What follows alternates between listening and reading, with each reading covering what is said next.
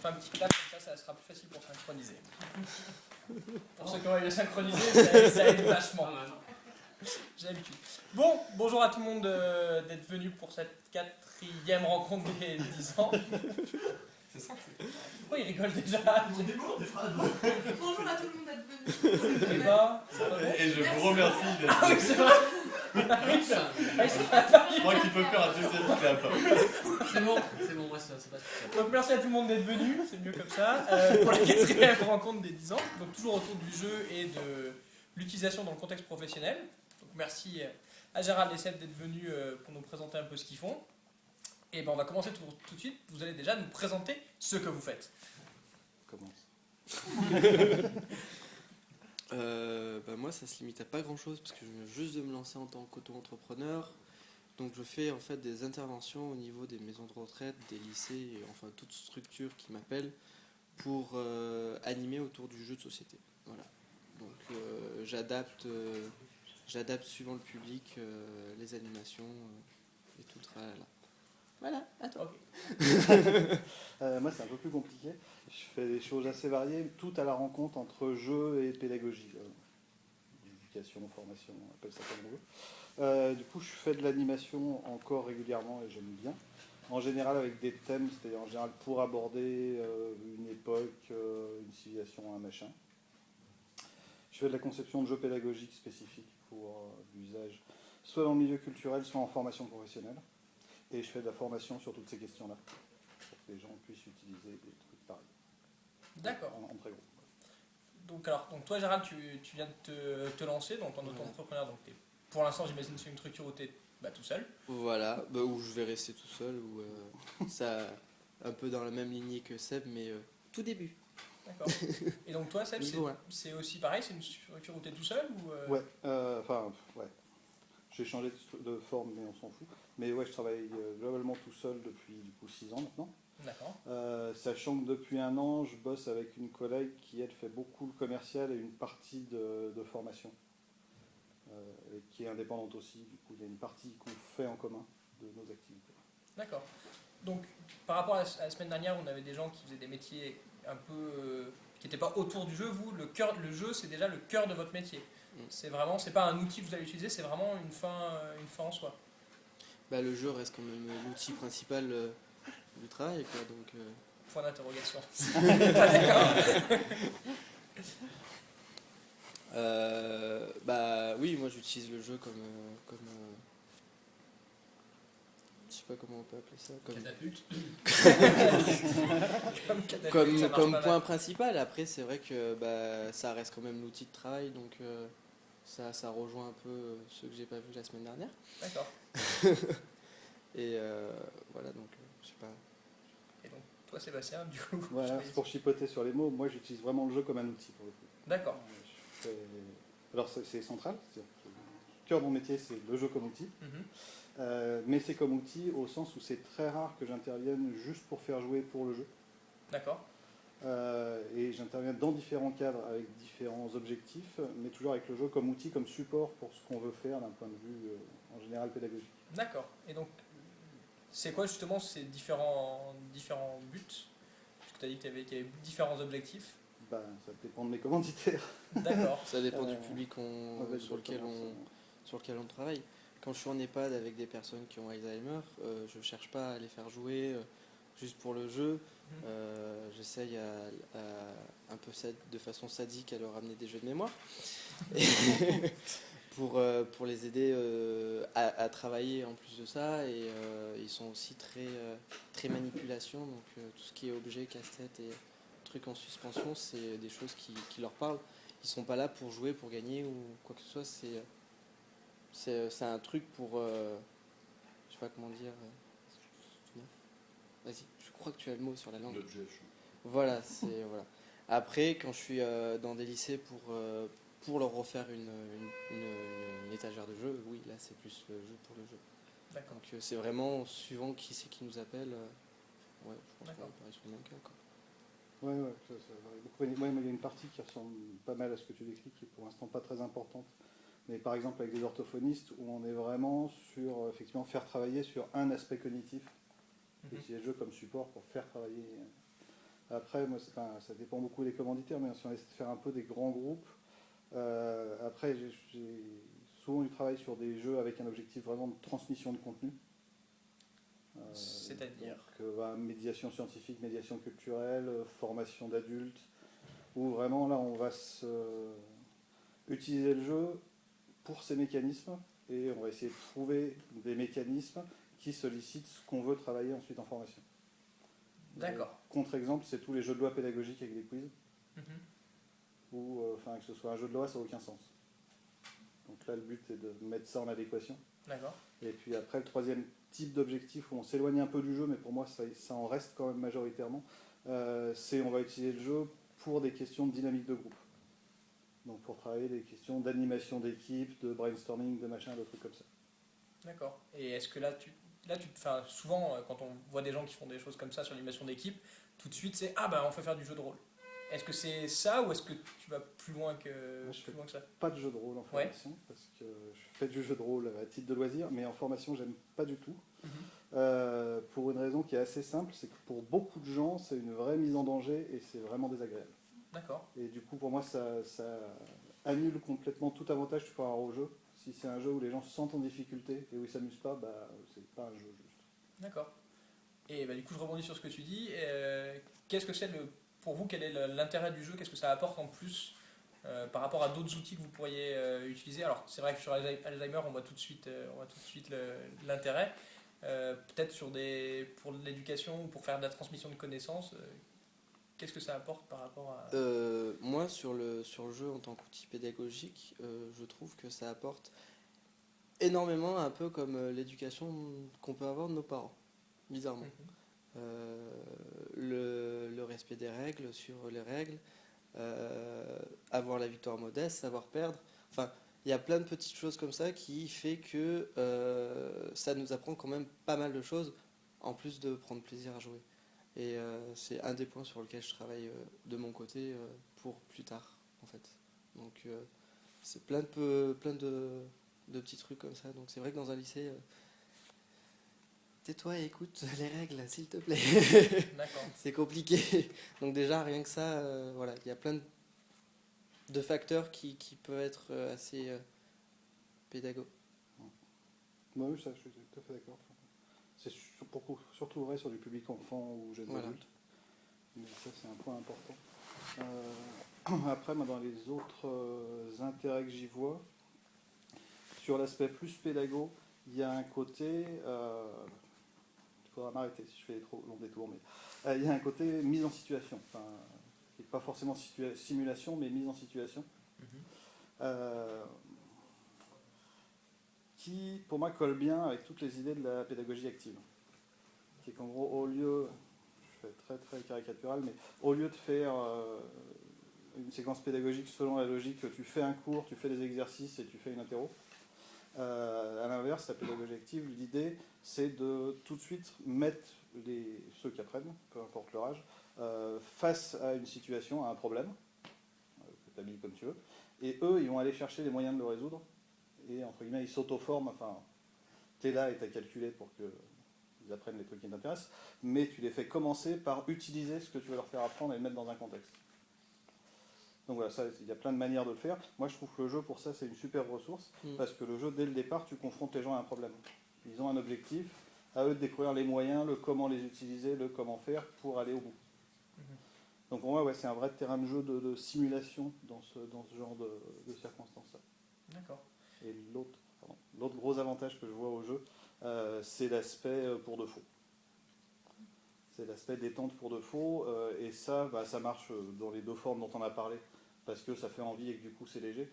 Ça marche très bien aussi sur les questions du coup de dynamique de groupe, où en créant le décalage, en enlevant les statuts, les habitudes hiérarchiques, ce que tu veux, tu peux travailler beaucoup plus sur de la communication, sur s'exprimer, etc. Donc moi, voilà, c'est les gros atouts que j'utilise du jeu. Et du coup, par rapport au public que vous allez rencontrer, est-ce que vous arrivez à... Est-ce que c'est toujours à chaque fois, tiens, c'est un nouveau groupe, un nouveau public, et du coup, je suis obligé de quelque part de leur réexpliquer un peu, quelque part, comment on joue? Ou est-ce que les gens, finalement, vont se fidéliser, vont se dire, ah tiens, ça a bien marché une fois, j'y reviens, et puis il y a une espèce de, je sais pas, de progression ou de... des choses comme ça, ou est-ce que ça, enfin, est-ce que c'est toujours le même public, ou est-ce que ça change beaucoup? Je peux pas vraiment répondre à la question. Moi, Parce que fidéliser des personnes d'Alzheimer, on va dire que c'est compliqué. Et, Forcément. et après, le lycée, je suis intervenu qu'une seule fois. Donc D'accord. voilà, je peux pas vraiment dire que j'ai fidélisé. Bonsoir. Non, Kotopo, c'est un peu plus loin. Mais oui, si c'est toujours le même public, il y a les habitudes qui se posent, quoi. C'est un peu comme à la triche. C'est toujours les mêmes gens. Au final, on n'a pas besoin de leur répéter 36 000 fois la même chose. Donc, mais à chaque nouveau, enfin, moi je préfère avoir de nouveaux publics parce que c'est de nouveaux challenges à chaque fois. Donc, je sais pas quand c'est facile. moi, ça tourne aussi beaucoup. Hein, le type de mission que je fais, c'est très souvent des trucs ponctuels. Donc, les gens que je vois plusieurs fois de suite sur de la formation, des choses comme ça, du coup, je les fais pas forcément vraiment jouer. Enfin, je les forme à des utilisations du jeu. Et derrière, c'est eux qui vont le remettre en application. Donc, Ouais. souvent, c'est-à-dire que tu vas leur dire, bah, tenez, voilà le jeu, comment il peut se servir. Ouais. Et derrière, c'est eux-mêmes qui vont transmettre. Ouais. Ok. Il va falloir que je prenne des cours chez toi en fait. Et du coup, comment est-ce que vous choisissez les jeux que vous allez présenter? Toi, tu nous as parlé tout à l'heure que tu les préparais même à l'avance. Enfin, pas que tu les préparais à l'avance, que tu pouvais participer à la création de jeux. Tu veux commencer, je pense. Non, vas-y. Comment je faisais les jeux dans certains cas, c'est des jeux que moi je conçois, alors qui sont des adaptations inspirées de jeux, forcément. Et je cherche pas à faire des jeux commercialisables, je cherche à faire des jeux sur une mission. Donc ceux-là, je les fais sur mesure et ils servent qu'à ça. D'accord. Et après, les autres jeux que j'utilise, c'est des jeux qu'il y a ici. Hein, et je sélectionne beaucoup sur les mécanismes. Enfin, moi, c'est beaucoup des questions de mécanismes qui m'intéressent. Après, comme j'ai des usages très variés, pas forcément avec la même grille de lecture à chaque fois, mais disons que je cherche beaucoup pour l'utilisation directe en animation ou formation, des jeux où il y a un seul mécanisme et on voit clairement lequel c'est. D'accord. Parce que ça m'est très utile. Et ça m'est très utile aussi en conception, parce que pour trouver un mécanisme qui colle à un contenu, c'est beaucoup plus facile et plus efficace de partir d'un jeu qui a un mécanisme qui fonctionne que de Myrmes où tu as 6 mécanismes envoyés les uns dans les autres. Et après, moi j'ai aussi une sélection de jeux pour une partie qui se fait sur les thèmes. D'accord. Parce que je bosse beaucoup en médiation culturelle et scientifique, donc des jeux sur d'autres cultures et beaucoup des jeux sur des thèmes scientifiques ou nature, ce qui n'est pas si fréquent que ça. Ça, c'est des choses sur lesquelles j'ai tendance à me jeter, même si le mécanisme n'est pas forcément super. Cardline.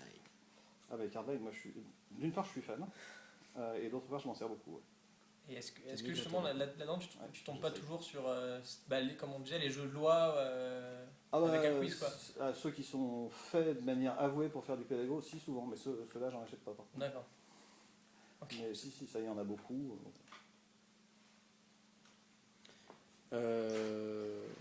Toujours pour reprendre les Alzheimer, ils vont revenir souvent. Tout simplement une règle.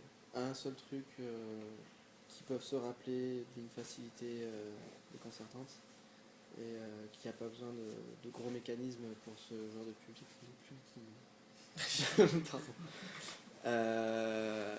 C'est suivant le public, il faut adapter la règle.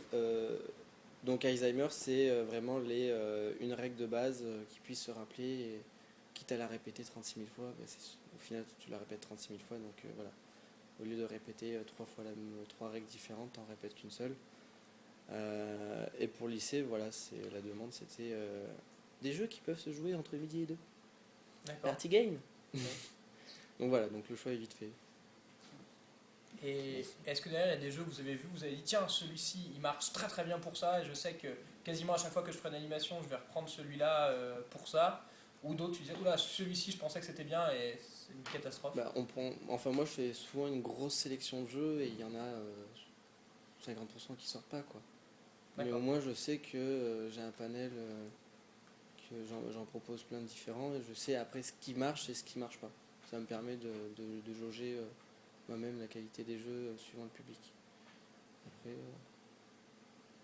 voilà, je pense qu'on a tous fait au début. Enfin, toi, je pense que tu sais plus ce qui marche actuellement que. Après, c'est toujours une question de public. Alors, Voilà. mais sur l'aspect pédago, il y a des jeux que j'emmène à chaque fois. Typiquement, on parlait de Timeline, Cardline, Uppsala, Honolulu. Mhm. C'est des que j'emmène systématiquement. Après, ça dépend du public et de l'objectif. En pure animation de groupe, pour rigoler, moi j'ai Bonjour Simone, Esquissé et Double. Bonjour En Simone. démarrage. La boîte est démarrage de magnifique, session. il faut la voir.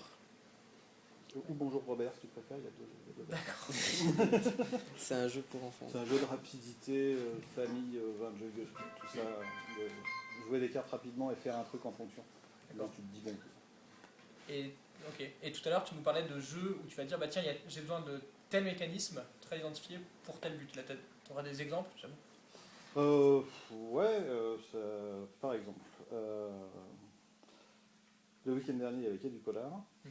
Moi, j'ai été missionné par des chercheurs de l'INSA et Lyon 1, en sciences humaines, qui s'intéressent aux représentations que les gens ont sur les sciences. Ok. Et qui voulaient du coup un jeu pour Quai du Polar, donc thème policier, tout ça, mais pour que les gens expriment leur représentation sur les sciences. Waouh. Ok. Mais il y a une logique, c'est qu'ils travaillent beaucoup, notamment sur tout ce qui est imaginaire autour des séries policières, des trucs comme ça. Et donc, moi, je me suis inspiré de Crimebox, qui du coup, on n'est plus si près de Crimebox au final, mais le fond est le même. On va raconter une histoire ensemble. Et en gros, contrairement à Crimebox, au lieu de piocher les indices, chacun invente un indice qui est donné par un scientifique qui vient étudier les éléments du tableau de départ. D'accord. Donc il y a le corps, il y a le lieu, il y a des objets. Chacun s'invente un scientifique avec une fiche qui est un spécialiste, je sais pas, en livre ancien pour étudier le vieux livre et pour dire ça, et ça c'est l'indice qu'on va utiliser pour faire une histoire. D'accord. Voilà, donc cette partie-là, vraiment, il raconte qu'est-ce que c'est pour un scientifique, à quoi il peut servir avec tel support. Et ça c'est eux leur matière de travail. Et après on fait la partie raconter une histoire que contrairement à Crimebox, du coup c'était des sessions de 15 ou un peu plus. Du coup, il le faisait en petits groupes, chaque groupe faisait son histoire, et on se les racontait, il n'y avait pas de gagnant, c'était pas le premier qui trouve. D'accord. Donc ça, typiquement, c'est plus Crimebox, mais c'est directement inspiré de ça, par rapport aux objectifs que moi j'avais. Ok.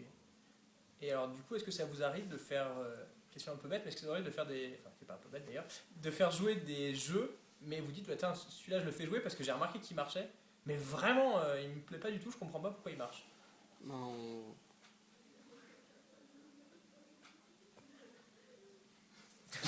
J'imagine donc que la réponse est non. Je vois pas.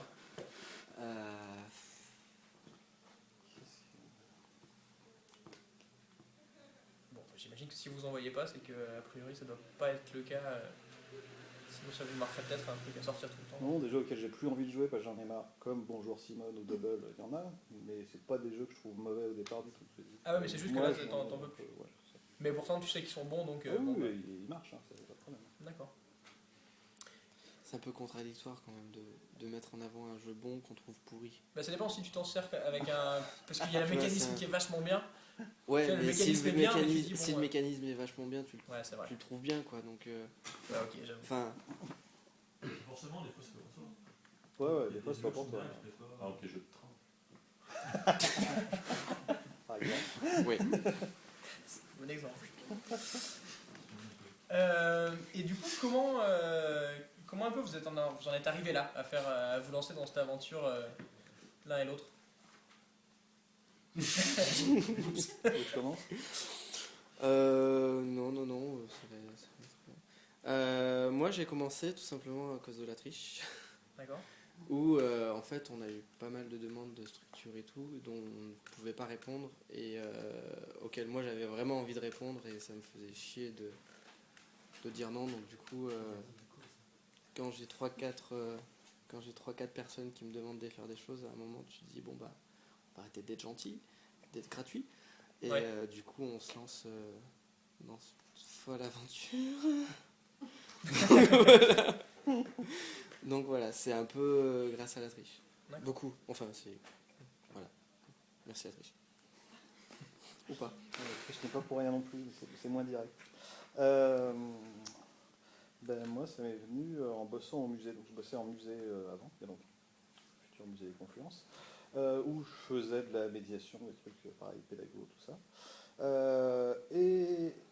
Dans ce cadre-là, j'avais testé, parce que ça me faisait envie justement de créer des jeux comme outil d'animation pour les ateliers plutôt pour enfants pour le coup. Donc j'avais testé 2-3 trucs, ça m'avait plu. On a fait une expo que sur le jeu, du coup forcément j'en avais remis une couche. Et comme j'en ai eu marre du musée pour plein d'autres raisons, mais notamment le fait que je ne pouvais pas faire ça très souvent, voilà, j'avais envie de partir. Je suis parti et j'ai profité de mon temps de chômage pour tester des trucs autour de ça, monter une structure pour et puis me lancer pour voir si ça marchait. Et depuis, je bricole au sens où je fais pas exactement ce que je me disais que je faisais au début, et tant mieux, ça continue à changer. Enfin, je continue à découvrir d'autres trucs que je peux faire qui m'intéressent, qui intéressent des gens qui me payent du coup. Et voilà, et j'adapte, je change. Et la triche a joué un rôle plus, à mon avis, plus psychologique que sur le contenu, au sens où en ayant monté un truc comme la triche et que ça marche, on se dit qu'on peut tenter des trucs, quoi. C'est, je pense, plus ça l'impact que ça a eu. Et je suis pas sûr que je me serais lancé sans avoir eu ça avant. D'accord. Et comment... parce qu'on a l'impression que le monde du jeu, ça reste, même si on dit mais tout le monde joue, que ce soit la blotte, enfin je veux dire, même nos grands-parents jouaient, mais faire jouer du jeu moderne, ça reste, même si ça se démocratise, ça reste un peu nouveau. Comment les gens réagissent quand vous venez les voir en disant regardez ce que je sais faire, je fais ça avec du jeu, ils disent ah ouais super, ou est-ce qu'il y a un travail de conviction à faire pour leur dire? Ça dépend pourquoi. Quand c'est purement pour de l'animation, pour du loisir, moi, globalement, ils sont, du départ demandeur, ils voient pas forcément ce que c'est comme jeu, mais ils sont demandeurs de trucs où ils rigolent, où ça se passe bien, comme ça marche, ça pose pas de problème. Pour expliquer par contre, et c'est pas qu'une question de jeu moderne du coup, mais qu'on peut faire des trucs entre guillemets sérieux avec du jeu, dont de la formation, dont des choses comme ça, là c'est un autre problème. Ouais. D'accord. Là, pour arriver à pas passer pour un clown, enfin un peu parce que c'est quand même partie du truc, mais pas trop pour qu'on te prenne au sérieux sur le contenu de ce que tu proposes. Ouais, il y a besoin de construire un argumentaire. Parce que moi j'ai fait beaucoup par des entrées théoriques parce que j'aime bien, et que c'est des formations aussi de mes études, mais du coup d'aller chercher du côté de ce qui est psychologie, de ce qui est plus théorie de l'éducation, des trucs que je peux mettre en face de trucs aussi théoriques sur le jeu, pour dire ça tient debout, j'y réfléchis pour de vrai, ça colle pour ça et pour ça. Et d'avoir un vrai argumentaire théorique construit derrière. Ouais. Ça, moi, j'en ai besoin pour le coup. Outre que j'aime bien, pour effectivement convaincre les gens et leur montrer que c'est pas un truc de clown juste pour faire des soirées festives. Il y a besoin de ça. Mais je pense pas, par contre, que ce soit spécifiquement jeu moderne, parce que les gens à qui je m'adresse pour ça, en moyenne, ils savent pas ce que c'est, ils savent même pas que ça existe et ils s'en foutent. Je dirais. Enfin, c'est pas ça qui les préoccupe. À la limite, les rares fois où je tombe sur des gens qui connaissent ce type de jeu ou la triche, c'est plutôt un atout du coup. D'accord. Je peux pas vraiment Je répondre. peux pas répondre Parce que, pour l'instant. les petits vieux, ils s'en foutent. Oui, mais c'est pas les petits. Enfin, j'imagine que c'est bien pas des petits vieux qui te demandent de venir, ça va être. Moi, savoir comment ils réagissent quand je propose d'autres choses, c'est que ils connaissent ce que je propose, donc forcément ils sont pas plus émerveillés que ça, en disant ah mais il y a plein de choses qui existent. Ouais, je peux pas vraiment répondre. D'accord. Enfin si, les jeunes du foyer, malgré qu'ils aient 17 ans, ils ont toujours le Scrabble et le Monopoly en référence de jeux de société. C'est un peu affligeant. Mais voilà, ils y connaissent pas plus grand chose que ça, et on a l'impression de voir des gamins qui viennent de voir Père Noël, quoi. D'accord. Donc Mais c'est cool pour eux. comment du coup vous faites connaître ça se passe par le bouche à oreille, ça se passe du démarchage entre guillemets du porte-à-porte, genre bonjour. Ouais, c'est ça, pour moi c'est le cas. Entre maisons de retraite, le relais se passe assez facilement et assez rapidement, donc voilà. Je suis passionné par les vieux.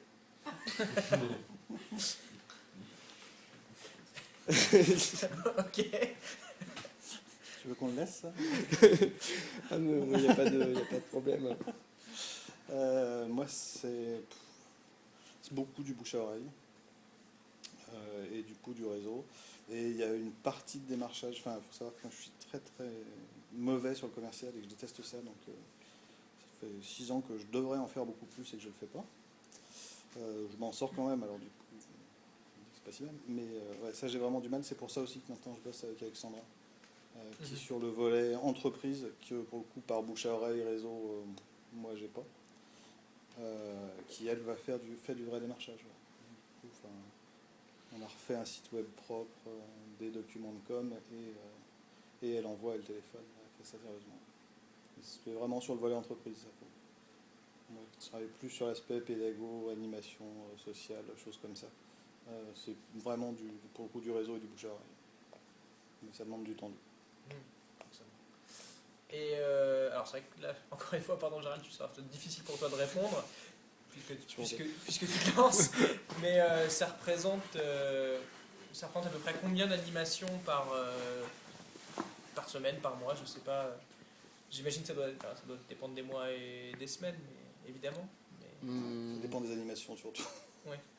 Ouais, moi c'est une fois par mois, minimum.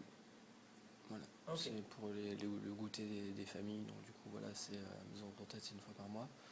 Le lycée, c'est jusqu'à qu'ils aient rempli leurs étagères. Donc ça va faire quoi, 2-3 interventions, histoire qu'ils aient un bon panel. Donc voilà, ça dépend vraiment de la demande spécifique à la base, la régularité ou pas du tout. Quand tu dis qu'ils remplissent leurs étagères, c'est-à-dire que tu vas les voir, tu leur dis tenez, je vous amène ces jeux, testez-les, C'est et à ça. la fin, choisissez lequel des C'est vous ça. plaît. D'accord. C'est ça. Et je m'occupe des achats, je leur ramène et ainsi de suite. Voilà, je fais même livreur. D'accord. C'est magnifique. C'est classe. Hein? Ouais, mais il est juste là. Ah ouais, ça s'entend. Je fais même livreur en fait. Voilà, quand je présente les jeux pour qu'ils puissent refaire leurs étagères, je propose un panel, ils choisissent et puis après j'achète. Et je ramène. Moi, ça dépend vachement du type de contrat, enfin de combien je suis payé, plus que bien. En moyenne, sur ces dernières années, je facture entre 20 et 30 trucs dans l'année. D'accord. Ah ouais. Trucs qui vont de une session de formation à la conception d'un jeu avec le graphisme. Du coup, ouais, Ah oui, donc tes animations, la préparation peut être longue ou pas, quoi. ouais, typiquement là, voilà, sur Quai du Polar, je suis payé plus sur le temps de conception, de préparation, de fabrication que sur le temps d'animation lui-même. Parce que il y a bien plus de boulot au final avant, de calage sur les objectifs. Faut faire. Donc ouais, c'est très variable. Et globalement, pour donner des chiffres, moi je facture depuis que c'est à peu près lancé et que ça se passe bien, entre 24 et 30 000 euros par an. D'accord. En gros. Donc ça, c'est ton chiffre d'affaires Mon annuel. chiffre d'affaires annuel. Ouais. Ok.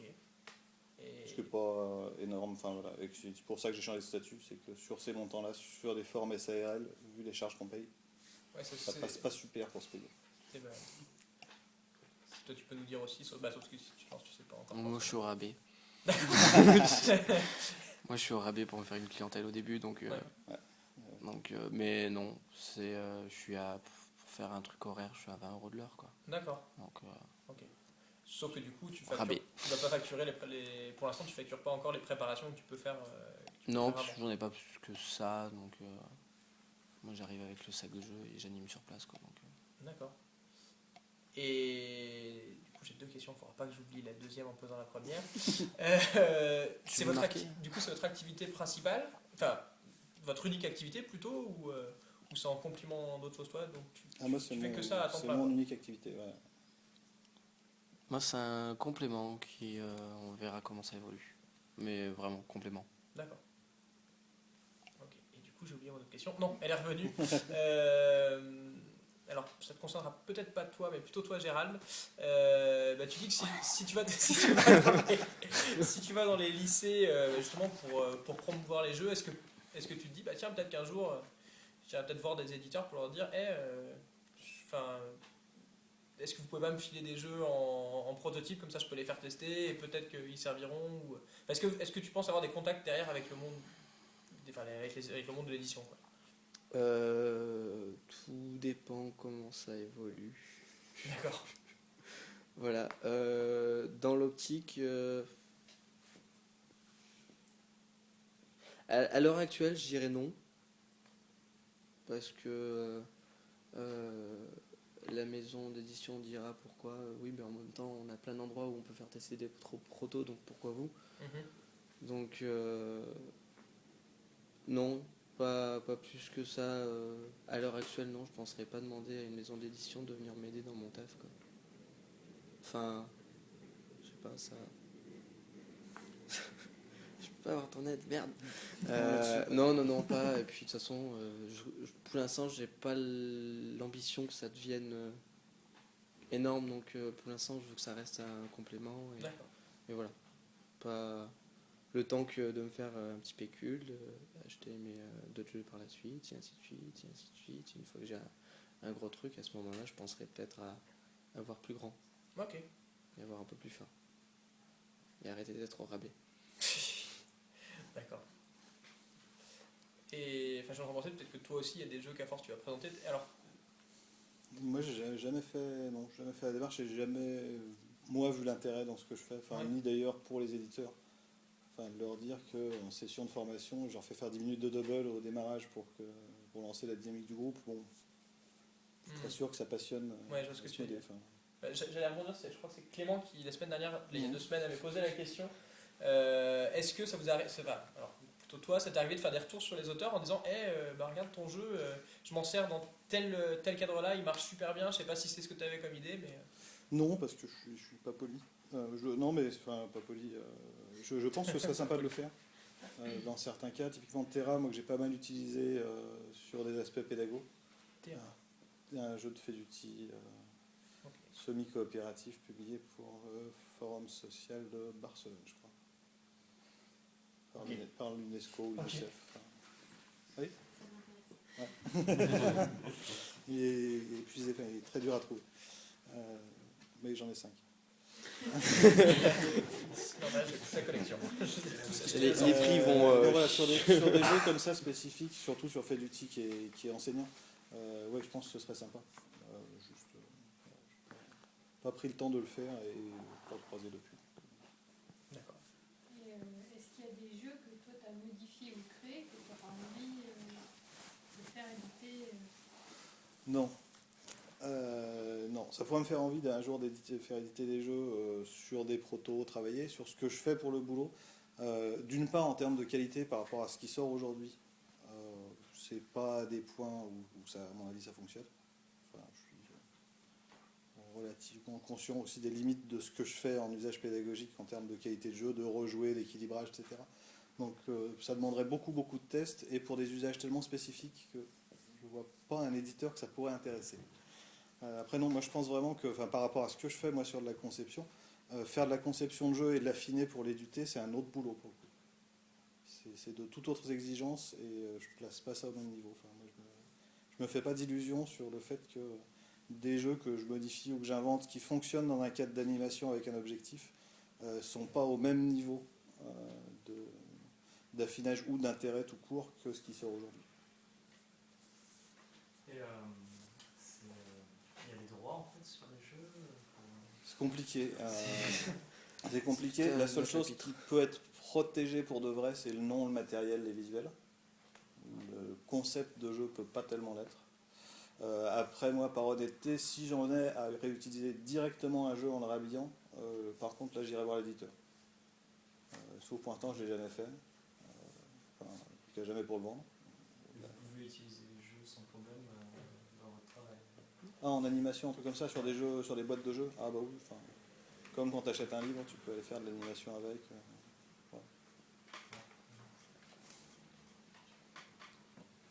Je voulais rebondir là-dessus, j'ai oublié. Qu'est-ce que je Tu voulais as dire? perdu Ah si, ton autre question. juste par rapport à la micro-édition, justement, tu as pas dit que tu travaillais avec des orthophonistes. Ouais. Et il me semblait que justement les orthophonistes avaient une grosse demande de jeux de société, et justement en micro-édition, donc ça doit bien... Ça existe peut-être aussi, je sais pas comment. Ouais, il y a un éditeur spécialisé en jeux pour orthophonistes. D'accord. Ah, il y en a un. Moi, j'en connais un surtout. C'est l'ortho-édition. C'est l'ortho-édition. Ça se tient. qui font des jeux voilà, très spécifiques. Du coup, moi, ce que je fais avec les orthos, c'est plus de la formation pour leur montrer comment taper dans tout ce qui existe et adapter pour leurs usages des trucs, on va dire, un peu plus ludiques et un peu plus variés que ce qu'elles trouvent dans le cadre professionnel. Mais c'est un créneau de micro-édition qui, à mon avis, est rentable par contre. C'est peu de propositions spécifiques. Et il y a un gros public captif. Alors, ouais. Toi, tu as peur de ne pas avoir le public qui est suffisamment important derrière. Moi, ça m'intéresse pas de faire du commerce de jeux. D'accord. Moi, ça m'intéresse de faire de la conception, de bosser sur des questions de pédago, de la formation, de produire 5000 jeux et de faire de la vente. J'ai vraiment pas du tout envie. D'accord. Et alors, est-ce que ça vous est arrivé de faire une animation autour du jeu et puis de revoir des gens plus tard qui ont dit hey, tu m'as fait cette animation et puis je me suis rendu compte que le jeu moderne c'est super bien et maintenant je m'y suis mis, je me suis inscrit à la triche et j'ai une bibliothèque de 40 jeux. Bah, c'est cool. Est-ce que ça vous est arrivé déjà ou pas? Non. Dans tes Alzheimer. Dans les Quand Alzheimer, t'essayes de me lancer, j'imagine que non. je crois que je vais vraiment m'en aller en fait. Bah, si ça arrive, franchement, ça peut être que gratifiant quoi, d'une certaine façon. Mais, par exemple, les lycéens, tu disais qu'ils ont découvert le. Enfin, tu leur as fait découvrir, ils avaient que le Monopoly et le Scrabble. Est-ce que derrière, t'as eu. Enfin, ils ont eu un retour en disant ouais, c'est génial, on va c'est peut-être s'y mettre. Est-ce qu'ils les commandent à Noël?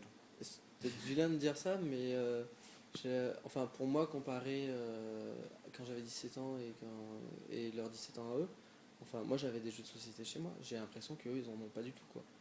Mhm. Donc voilà, c'était vraiment, ils tombaient, ah ça existe et tout. Voilà, ils sont, après c'est compliqué, hein, des lycéens, de les prendre, qu'ils écoutent les règles, qu'ils soient concentrés. Mais voilà, il y en a qui sont intéressés, il y en a qui le sont vachement moins. Quand on a fait le truc, c'était en fait tous les délégués de toutes les classes qui étaient venus pour qu'ils choisissent le jeu pour l'ensemble du lycée. Voilà, étant la moitié qui était intéressée, l'autre ils étaient là parce qu'ils devaient être là et qu'ils étaient contents de pouvoir sauter un cours. D'accord. Après, j'ai perdu la première question. C'était est-ce qu'il t'a peut-être une vocation pour le jeu moderne plutôt? Oui, c'est bien de. Oui, moi je suis sur la promotion, c'est bien de le faire découvrir. Plus ça touche, mieux c'est. Après, j'irai pas faire du martelage non plus. J'ai jamais eu de retour aussi caricaturaux que ce que tu disais. Oui, non, mais évidemment. Mais ouais, ça m'arrive relativement régulièrement au sortir d'animation ou de formation, donner les adresses des boutiques et des trucs comme ça. Soit de gens qui ont aimé, soit qui veulent faire les cadeaux de Noël à leurs petits-enfants. Et quelques personnes qui sont venues à la triche et qui ont effectivement acheté des jeux après en demander. Ça fait. Je pense pas que ça représente des quantités énormes. D'accord. Mais ça arrive. Et je suis en train de me rendre compte, depuis tout à l'heure, on parle donc d'animer, faire des animations, mais concrètement, c'est des groupes de. C'est un public de combien sur une animation? Ça représente quel volume? C'est 5 personnes, c'est 20, c'est 40? Parce que j'imagine que c'est pas du tout le même. Je crois que on dit la même chose depuis le début, ça dépend. Ouais. ça dépend. Enfin, moi, c'est c'est 10 personnes, quoi. C'est l'animation pour 10 personnes aux Alzheimer. Et le lycée, c'était une quarantaine de jeunes.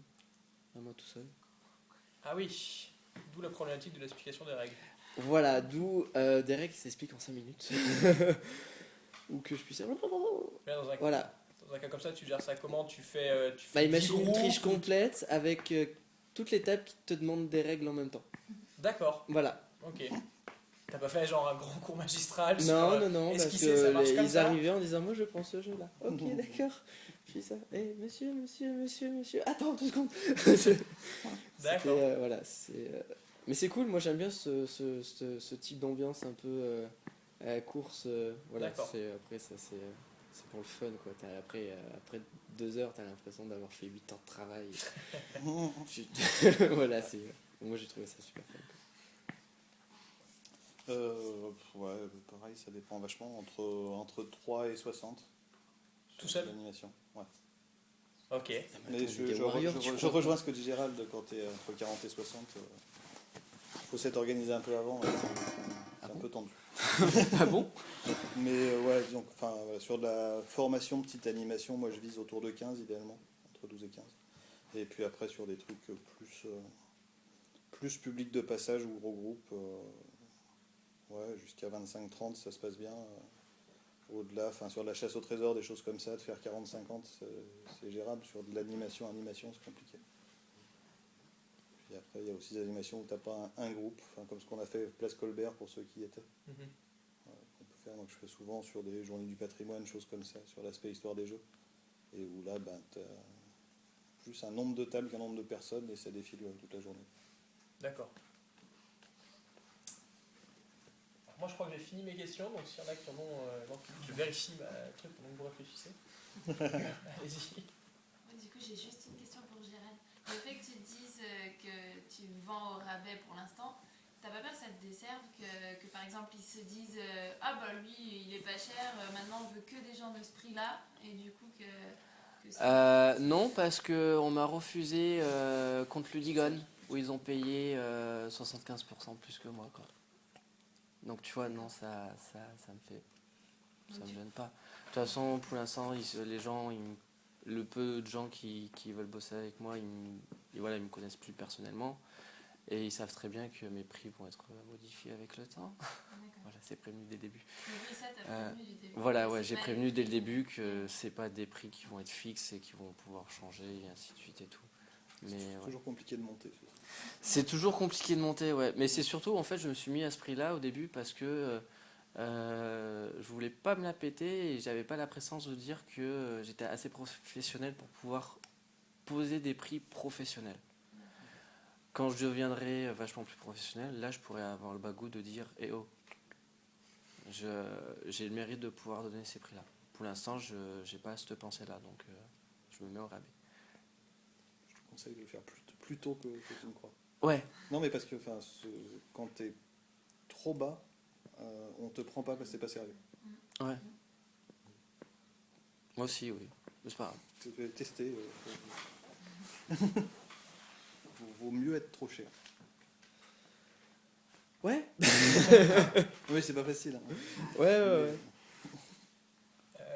Du coup, j'ai retrouvé une question. Est-ce que j'aurais dû poser tout à l'heure, est-ce que vous avez derrière une formation, on va dire un peu plus académique, traditionnelle en rapport avec ça, ou c'est à force de faire du jeu, de faire de l'animation, toi c'est rien du tout, à force de faire de l'animation, t'as dit hop, c'est bon. Formé sur le tas. Moi, sur la partie animation, beaucoup aussi. Sur la partie pédago, tout ça, j'ai une formation qui a à voir. Enfin, j'ai un DEA de didactique. Il n'y aura pas grand-chose. Mais voilà, sur des questions de formation scientifique, transmission, médiation, etc. Cela dit, je ne sais même pas, est-ce que ça existe des formations sur le jeu comme outil d'animation? Oui. Maintenant, oui, ça commence à se faire.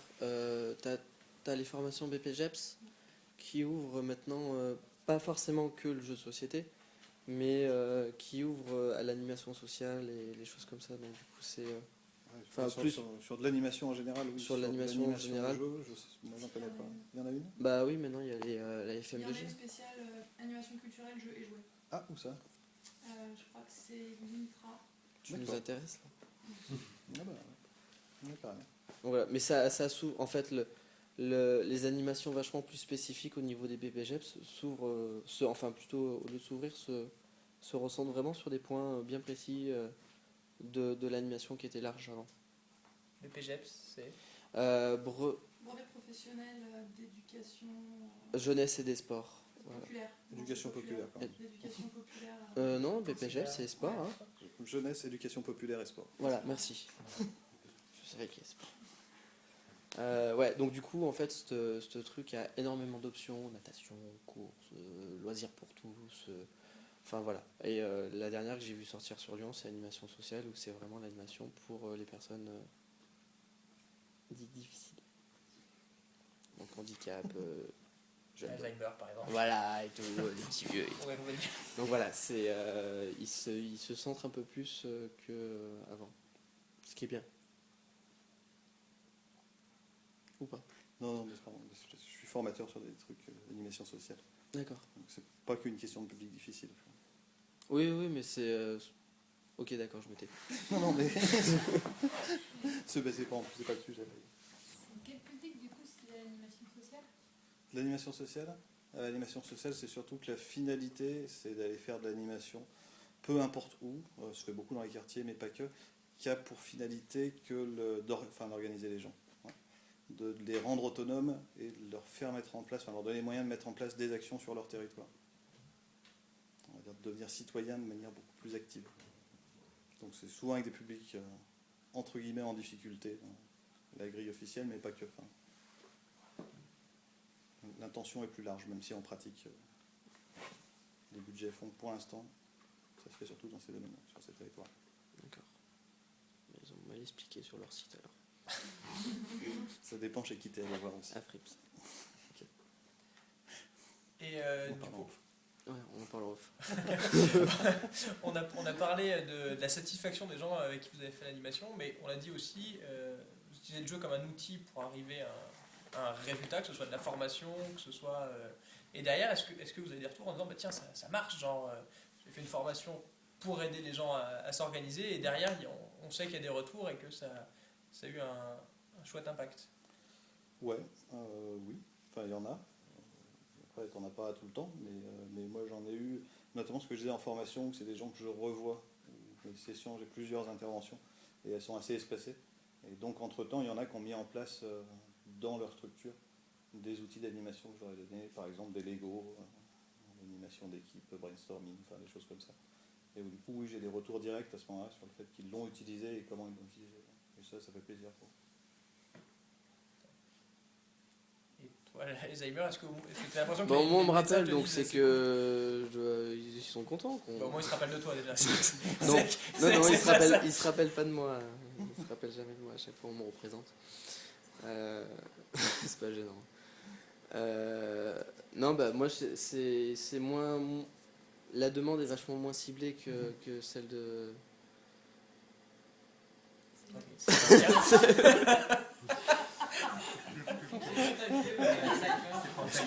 Ah, donc Alzheimer, c'est contagieux.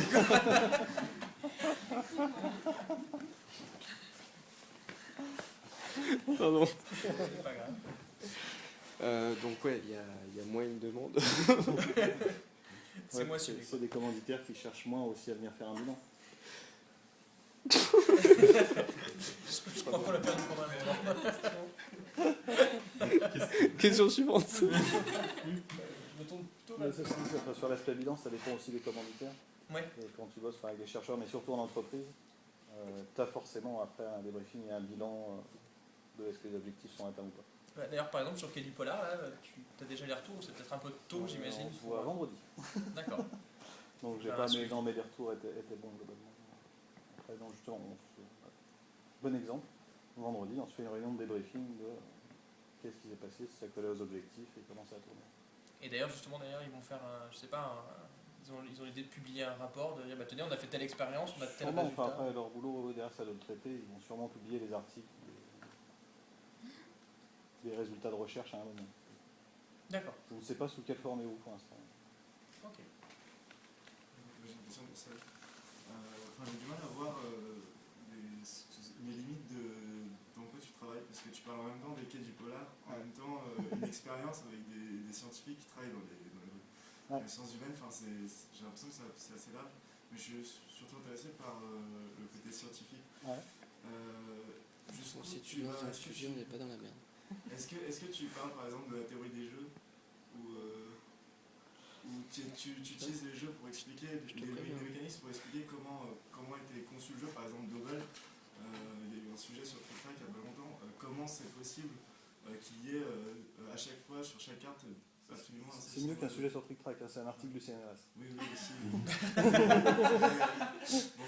Voilà, parce qu'on en a parlé sur TikTok. Tout à fait. Il y a plusieurs trucs dans tes questions. Déjà, ouais, ce que je fais, c'est assez large. Ce que je disais, moi, je l'invente au fur et à mesure ce que je fais. Alors, ça part dans des directions diverses et c'est toujours compliqué d'expliquer tout ce que je fais parce que la cohérence, elle est sur certains aspects centraux, mais après. En fait, c'est en fonction de la demande. Ouais, c'est en fonction de la demande. Le mot d'ordre de la soirée, ça dépend. Ouais. C'est en fonction de la demande, enfin, de la demande et si je me sens capable de le faire aussi. parce qu'il y a des trucs sur lesquels j'ai pas voulu aller et j'irai pas parce que c'est des contenus ou des trucs ou des publics que je maîtrise pas. Enfin, et voilà, je m'improviserai pas.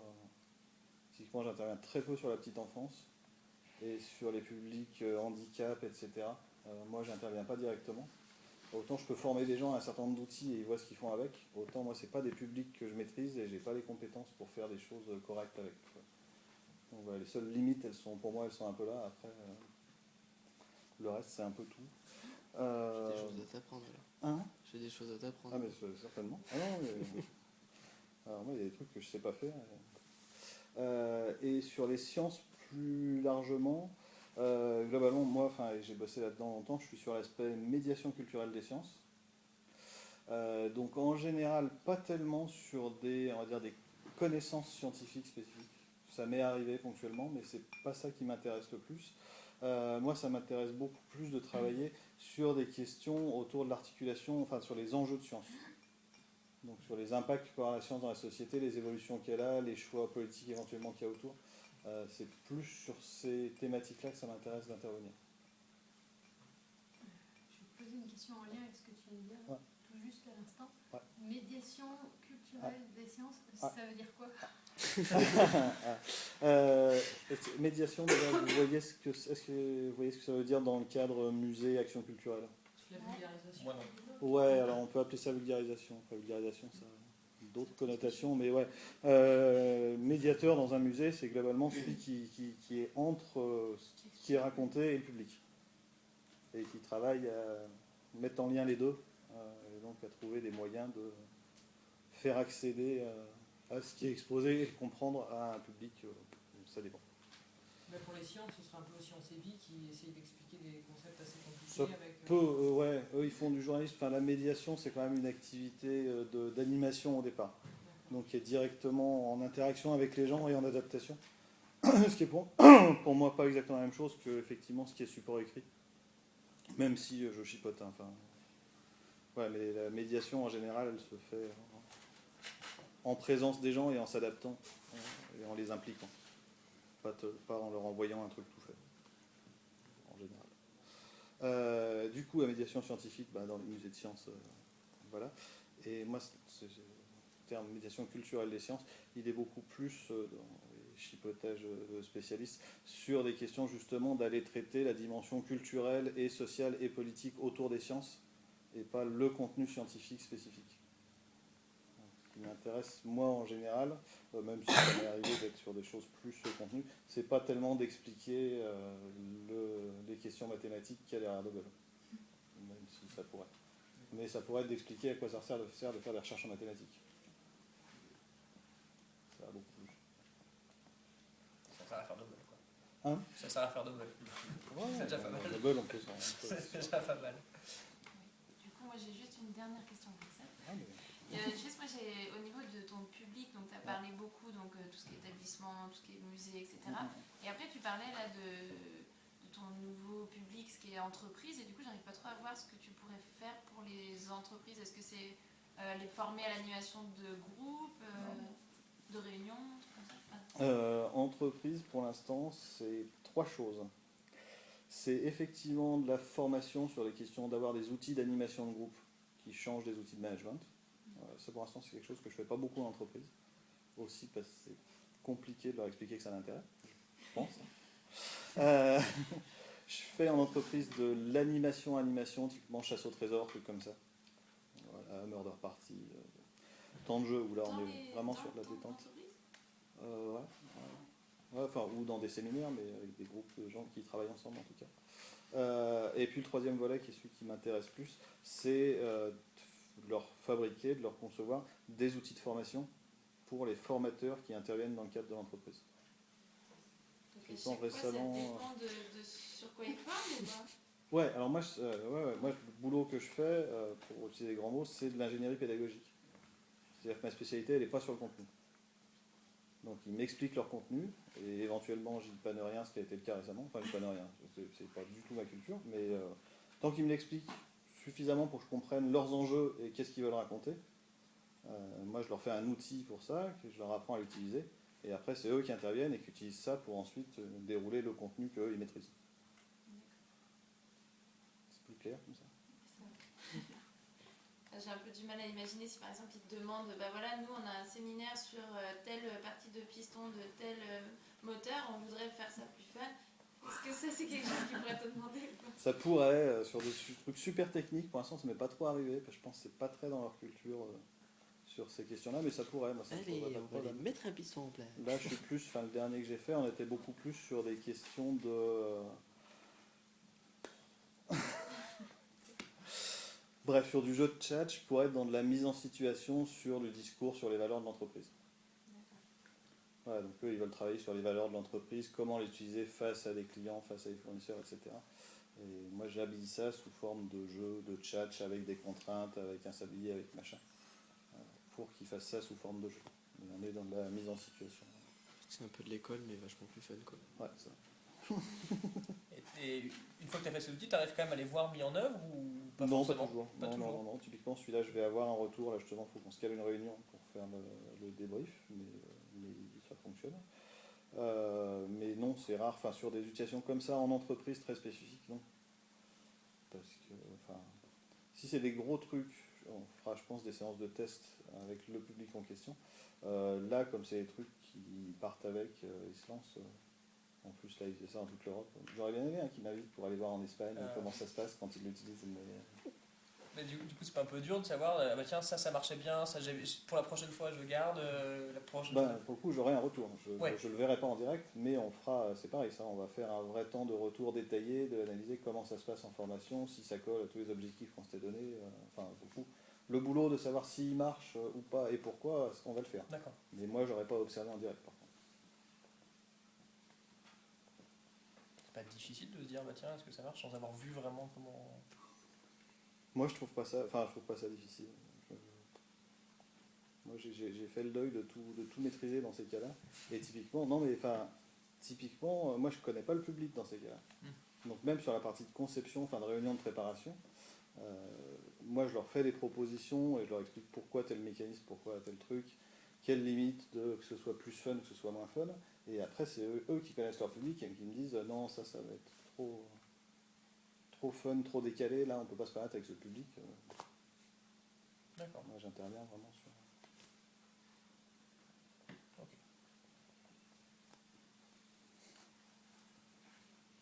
Et bah, si plus personne n'a de questions, Personne n'a de questions? Personne n'a de questions? On va aller manger. Tout le monde crève de faim, c'est pour ça. Et ben, je vais vous dire merci en tout cas à tous les deux, c'était super intéressant. Merci à vous, et puis, peut-être si vous pouvez m'envoyer les liens vers vos différentes structures, comme ça on pourra les mettre sur la. Vous êtes une association, vidéo. vous n'êtes pas censé faire de la pub. Ah, on peut pas. Donc on vous ne mettra pas les liens sur votre structure. Voilà. C'est ça. Et bah voilà. Là tout le monde peut aller vous